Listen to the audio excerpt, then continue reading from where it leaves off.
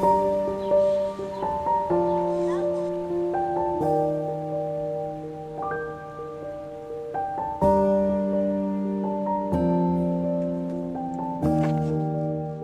si Melanie Tulang, nagpuyo diri sa Boracay Mito, Mangkilam, Tagum City.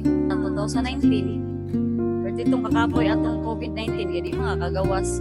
Wa pa jud kay mapalit nga mga kuan, mga produkto, mga pagkaon.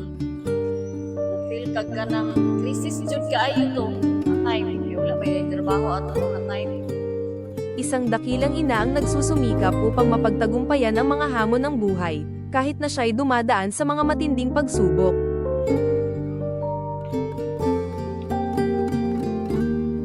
Ako si Michelle Alonso Escamilla, nagpuyo sa Boracay Mito, Manila, Tagum.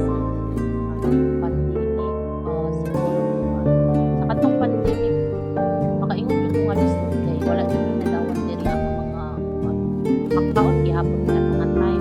Pero mo lagi lisod jud kay wala yung mga kwarta labi na kay nangarkila lang. Sa kabila ng kahirapan, pinili niyang magsikap para sa kanyang mga anak, at ipakita sa kanila ang tunay na kahulugan ng lakas at determinasyon. Hindi alintana ang mga balakid na dumating sa kanyang landas, nagpatuloy siya sa pagtahak sa buhay na may tapang at pag-asa, tinitiyak na kahit mahirap ang kalagayan, kakayanin niya ito alang-alang sa mga mahal sa buhay.